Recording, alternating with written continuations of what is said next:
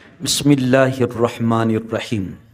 یہ رافضیوں کا بہت بڑا ذاکر، بہت بڑا محدث، بہت بڑا فقی، بہت بڑا امام، بہت بڑا محدث، بہت بڑا مفسر اور بہت بڑا علامہ طالب جوہری ہے، جو جھوٹ کا پلندہ ہے، جس کے پاس علم نہیں ہے، ہاں زبان چلتی ہے، قصے اور کہانیاں مکذوبہ جھوٹے قصے جو ہیں وہ اس کے ہاں چلتے ہیں۔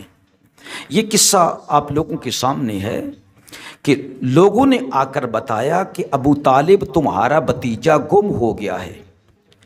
بنو ہاشم کے نوجوانوں کو بلایا اور کہا کہ تلواریں آستینوں میں چھپا لو، اور غلاموں سے کہا کہ چھوٹی تلواروں کو آستینوں میں چھپا لو اور مشرکین کے پاس جا کر بیٹھ جاؤ، میں محمد کو ڈھونڈنے جا رہا ہوں، اگر میں تنہا آیا تو تم نے ان سب کو، کافروں کو، مشرکوں کو قتل کر دینا ہے۔ ڈھونڈتے رہے، دیکھا کہ محمد آگے نماز پڑھ رہے ہیں اور پیچھے علی نماز پڑھ رہے ہیں۔ جب سلام پھیرا تو کہا، اے محمد اگر آج تو نہ ملتا تو جانتا ہے کہ میں مشرکین کے ساتھ کیا سلوک کرتا؟ کہا چچا نہیں معلوم۔ تو ابو طالب نے کہا مکے کے نہیں، روئے زمین کے مشرکوں کو چن چن کر قتل کر دیتا۔ اب دیکھیں ذرا یہ کتنا بڑا دجل اور جھوٹ ہے۔ اور دوسری طرف دیکھیں کہ عوام الناس جو شیعہ ہیں ان میں سے کوئی ایک شخص بھی ایسا نہیں ہے کہ جس کو اللہ تعالیٰ نے رشد و ہدایت سے نوازا ہو۔ وہ یہ دیکھیں کہ یار اتنے پیغمبر اللہ رب العزت کے آئے ہیں، تقریباً تمام پیغمبر کافروں کے، مشرکوں کے ہاتھ سے ستائے گئے ہیں، اور کیا ابو طالب تمام پیغمبروں کے مقابلے میں، تمام پیغمبروں کی جگہ پر تنے تنہا تمام پیغمبروں کے مقابلے میں سب سے زوراور ہے؟ کہ صرف مکے کے نہیں، روگے زمین کے، سندھ کے، ہند کے، ایران کے، روم کے، چائنا کے، روگے زمین کے، برطانیہ کے، امریکہ کے، یعنی روگے زمین کے کافروں کو، مشرکوں کو چن چن کر قتل کر دیتا۔ کون؟ حضرت ابو طالب۔ اگر محمد مصطفیٰ علیہ السلام نظر نہ آتے تو اتنا شعور نہیں کسی کو کہ یار یہ کیا بندہ کہہ رہا ہے۔ لہٰذا یہ قصہ اس لحاظ سے بھی جھوٹا ہے، مکذوبہ قصہ ہے۔ اور پھر سنیں ذرا کہ حضرت ابو طالب جو سیدنا علی المرتضیٰ رضی اللہ تعالی عنہ کے والد ماجد ہیں، کیا وہ شیب ابی طالب میں محصور نہیں ہوئے؟ مشرکوں کے ہاتھوں تکلیفیں نہیں اٹھائی گئیں؟ تو انہوں نے سب کافروں کو، مشرکوں کو ذبح کیوں نہ کر دیا؟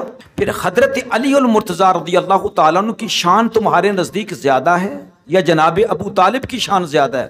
اگر تو حضرت علی کی شان زیادہ ہے تو بتاؤ، پھر حضرت علی کی قوت بھی تو اپنے باپ سے زیادہ ہونی چاہیے نا۔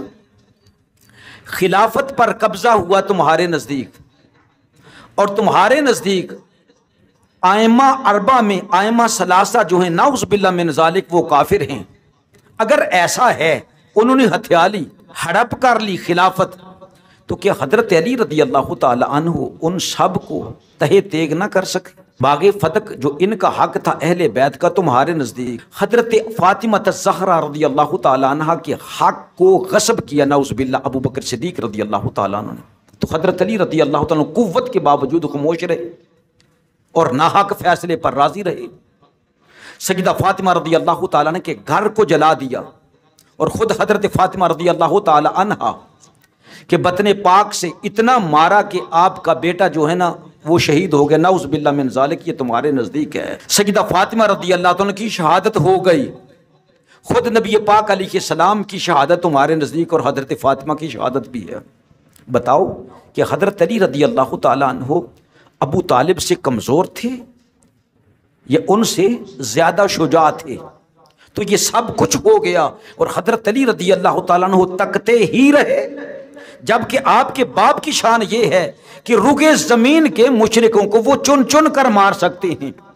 مجھے جواب دیں، اگر شیعوں میں کوئی اہل علم ہے تو ضرور پر ضرور اس ویڈیو کو سن کر وہ جواب دیں۔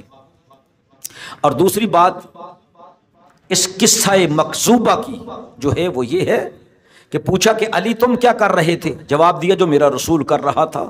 کہا وہ کیا کر رہا تھا؟ کہا وہ نماز پڑھ رہا تھا۔ تو کہا تم نے اللہ کی نماز پڑھنے کے لیے اپنے باپ ابو طالب سے اجازت لے لی تھی؟ تو علی نے جواب دیا اللہ نے مجھے پیدا کرنے کے لیے کیا میرے باپ ابو طالب سے اجازت لے لی تھی؟ استغفر اللہ استغفر اللہ۔ یہ کس طرح کی چول ہے، اور کسی شیعہ کے اندر یہ جرت نہ ہوئی کہ اس کا جواب دے اور کہے کہ یہ قصہ مکذوبہ تو کیوں بیان کر رہا ہے، اور اس طرح کر کے حضرت علی رضی اللہ عنہ کی توہین بھی، رسول اللہ صلی اللہ علیہ وسلم کی توہین بھی کر رہا ہے، اور جھوٹ کی نسبت جو ہے جناب ابو طالب کی طرف دے رہا ہے، اور یہ نبی پاک علیہ الصلوۃ والسلام کی طرف، اور یہ حدیث مرفوع بھی بن گئی۔ کیوں کہ نبی پاک صلی اللہ علیہ وآلہ وسلم سے ابو طالب کچھ کہہ رہے ہیں اور نبی پاک علیہ الصلوۃ والسلام خاموش ہیں، اس لیے یہ حدیث مرفوع بھی بن گئی۔ تو نبی پاک علیہ السلام پر جھوٹ بولنا، من کذب علی متعمدا فلیتبوأ مقعدہ من النار، جس نے نبی پاک علیہ الصلوۃ والسلام پر جھوٹ بولا اس کا ان قریب ٹھکانہ جو ہے وہ دوزخ میں ہے۔ لہٰذا شیطان کو کیا ضرورت ہے ان کے پاس آنے کی؟ ان کے جو قصے سنانے والے ہیں اس طرح کے ذاکرین وہ کافی ہیں، شیطان کو کیا ضرورت ہے ان کو گمراہ کرنے کی؟ یہی کافی ہیں۔ باقی انشاءاللہ تعالی حصہ قصے کا دوسرے دن ہم بیان کریں گے۔